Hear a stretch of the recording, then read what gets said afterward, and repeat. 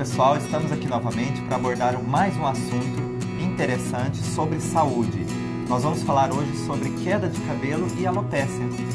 Então esses dois assuntos muitas vezes são considerados como fatores hereditários. Porém, filhos de pessoas que têm queda de cabelo, tanto de gerações, né? Às vezes 2, 3 gerações, os netos, alguns apresentam queda de cabelo e outros não. Então, a gente começa a se perguntar, qual o fator que determina quem terá a queda de cabelo e quem terá o cabelo normal ou de forma natural, enfim, mais expressiva possível? Essa resposta, na verdade, nós podemos encontrar pessoas que estão revivendo o conflito ou que estão vivendo traços do conflito daquele primeiro membro da família que viveu uma situação tão intensa que deixou uma inscrição lá no seu DNA. Então, para que um descendente tenha a manifestação sintomática de um membro da família, ele precisa fazer um acionamento. Ou seja, ele precisa ter um contato com um conflito que tenha características iguais àquele primeiro membro. Mas afinal, qual é o conflito vivido por uma pessoa que vai gerar essa expressão comportamental de queda de cabelo ou até mesmo alopécia? E para explicar isso, nós voltamos lá dentro das 5 leis biológicas, qual o tecido que faz parte desse contexto? E aí nós estamos falando do tecido ectoderma. Isso. Na verdade é um anexo, né, do ectoderma, isso, exatamente. Mas carrega as conotações do ectoderma. Exato. E aí, olhando para esses anexos do ectoderma, nós conseguimos determinar as regiões onde mais se manifestam essa queda de cabelo ou a alopécia. Então, através dessa definição, nós temos mais traços da conotação do que envolveu esse conflito inicial, né? Do que envolveu aquela situação primária até se chegar a esse comportamento. Então, lembrando, o ectoderma carrega a conotação de contato e separação. E aí, essa região do nosso corpo, ele carrega uma informação de proteção. Então a pergunta é, quem é que representa o seu protetor?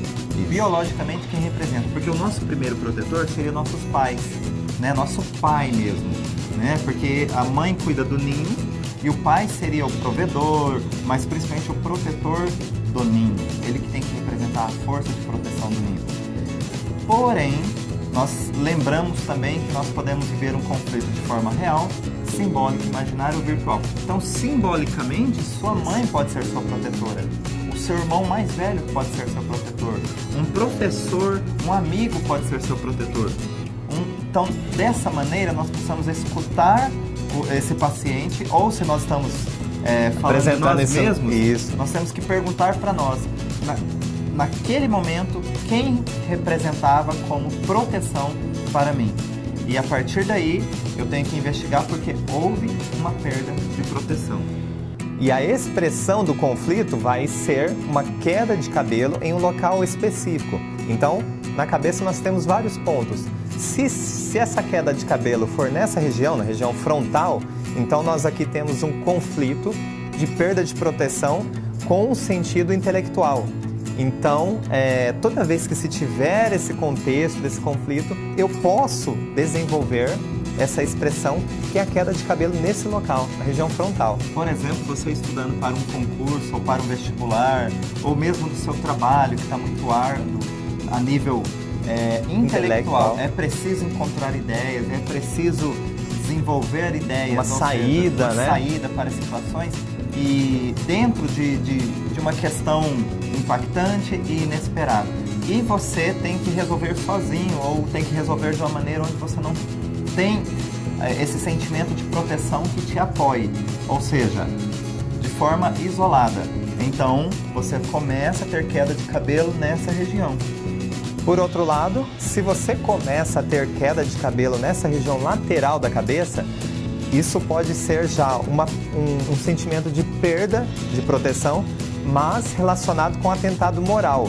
Então, um exemplo claro disso seria alguém que diz algo sobre você, lembrando que pode ser real, ou até virtual, ou até imaginário, mas você se sente, de certa forma, agredido por alguém que diz algo sobre você, e não consegue se proteger de forma suficiente ou não tem, na verdade, não sente quem te proteja. Que alguém possa te proteger em relação a isso.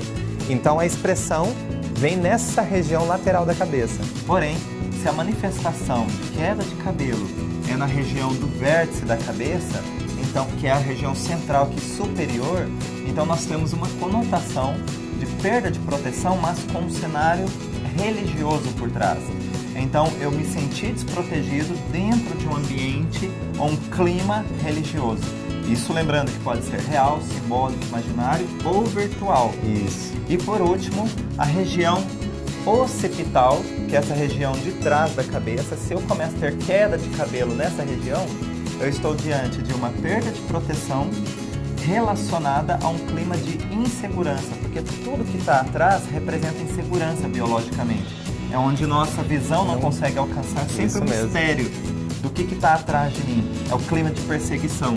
Isso. Então eu tenho esse clima e não me sinto protegido, nem por mim mesmo, nem por ninguém.